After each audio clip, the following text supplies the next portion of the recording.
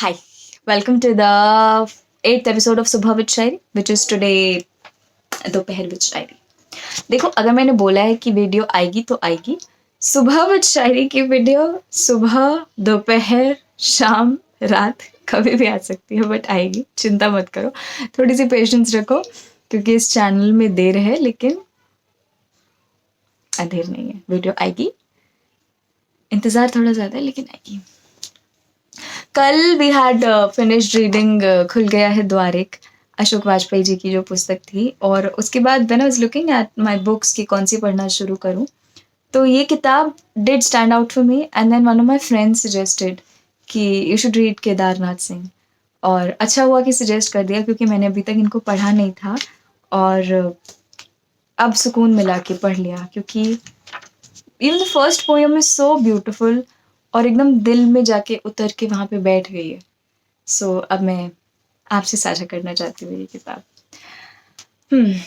शुरुआत करते हैं पहली कविता मातृभाषा से। मातृभाषा। जैसे चींटियां लौटती हैं बिलों में, कठफोड़वा लौटता है काठ के पास, वायुयान लौटते हैं एक के बाद एक, लाल आसमान में डैने पसारे हुए हवाई अड्डे की ओर। ओ मेरी भाषा, मैं लौटता हूँ तुम में। जब चुप रहते रहते अकड़ जाती है मेरी जीभ, दुखने लगती है मेरी आत्मा।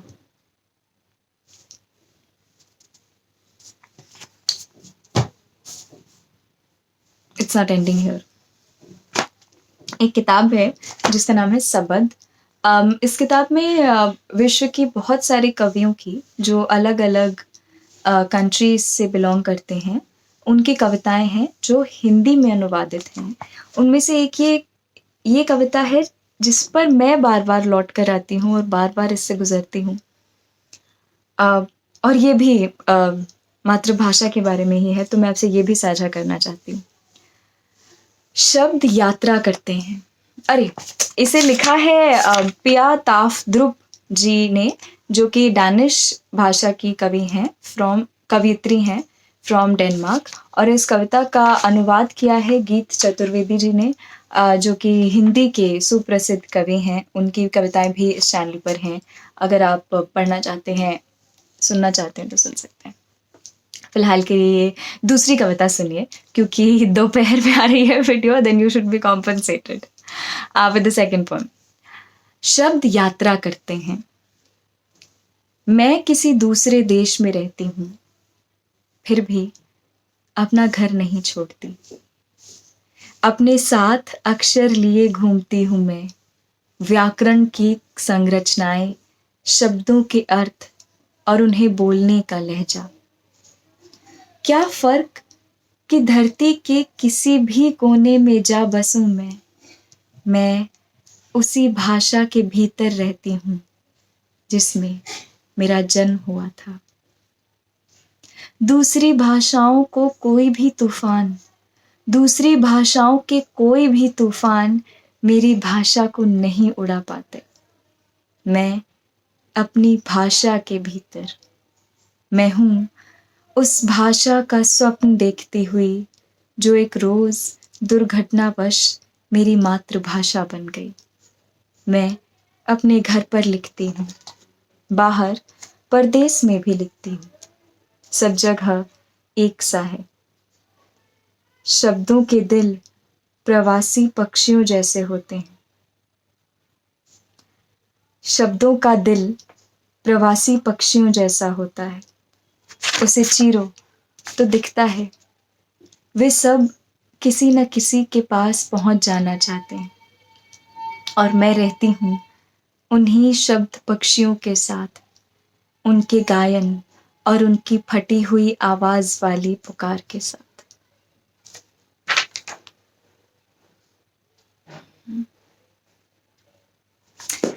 हम धरती के किसी भी कोने में क्यों न जा बसे, हम हमेशा उसी भाषा के भीतर रहेंगे जिसमें हमारा जन्म हुआ था। Sometimes I feel कि मैं बहुत सारा शुक्रिया कहूँ इन कवियों को कि उन्होंने शब्दों के ज़रिए हमारी दुनिया को सुंदर बनाया नहीं है दरअसल। जो सुंदरता है उसे बस उगाड़ दिया है कि उसे देखा जा सके, महसूस किया जा सके। जो रोज़मर्रा में जो भाषा का हम प्रयोग करते हैं, उसमें शायद हम भूल जाते हैं कि हमारी भाषा ही हमारा घर होती है, लेकिन हमारी भाषा ही हमारा घर होती है। अ, इसीलिए इतना स्ट्रेस कि प्लीज़ अपनी मातृभाषा को मत भूलिए। आपको जितनी अंग्रेज़ी बोलनी है बोलिए, become the best orator you can, लेकिन अपनी मातृभाषा से हमेशा जुड़े रहिए। भले वो हिंदी हो, मराठी हो, पंजाबी हो, कन्नड़ हो, मलयालम हो, कोई भी भाषा क्यों ना हो, उससे जुड़े रहिए, उससे प्यार करिए। क्योंकि जिस तरीके से हमारी मातृभाषा हमें समझती है और जिस तरीके से हम अपनी मातृभाषा में अपने आप को समझा सकते हैं, वो किसी और भाषा में नहीं। तो अपनी मातृभाषा के घर में हम सेफ हैं, सुरक्षित हैं। उसमें जो हमें प्यार मिलेगा वो कहीं और नहीं मिलेगा। So keep loving your languages and क्योंकि इससे एक ये चीज़ भी होती है, आपको जितनी ज़्यादा भाषाएँ आती हैं, वो अच्छा होता है क्योंकि फिर आप हर भाषा के साहित्य से, हर भाषा के नज़रिए से दुनिया को देख पाते हैं। आई रिमेंबर जब मैं छोटी थी तो न्यूज़पेपर में उन भाषाओं के बारे में लिखा था जो कि एक्सटिंक्ट होने वाली हैं, क्योंकि अब उनके बोलने वाले बहुत कम रह गए हैं इस दुनिया में। तो मुझे उस भाषा का नाम नहीं है, लेकिन उसके बारे में ये लिखा था कि उस भाषा में चोरी नाम का शब्द नहीं है। And then that opened up the fact about the speakers of that language की अगर उस भाषा में चोरी के लिए शब्द नहीं है तो शायद चोरी भी वहाँ नहीं है। I remember there was a poem once कि पहले शब्द आते हैं, उसके बाद उन शब्दों का अर्थ निर्मित होता है बर्ताव से, एक्शन से, या कभी-कभी उल्टा होता है कि there is an action and then you define an action using a word. So अगर उस भाषा में चोरी नाम का शब्द नहीं है तो शायद उस भाषा को बोलने वाले लोगों को चोरी के कॉन्सेप्ट का कोई आइडिया नहीं होगा, या शायद उन्हें ज़रूरत नहीं पड़ती होगी चोरी करने की। You don't know.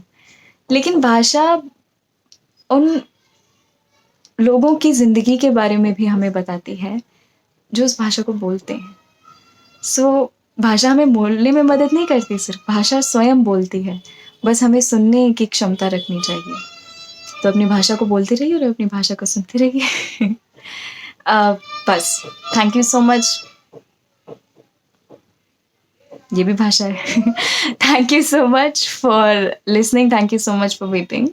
I try कि मैं समय पर रहूं, लेकिन चिंता मत करिए, सब्र रखिए, वीडियोस आएंगी, पक्का आएंगी।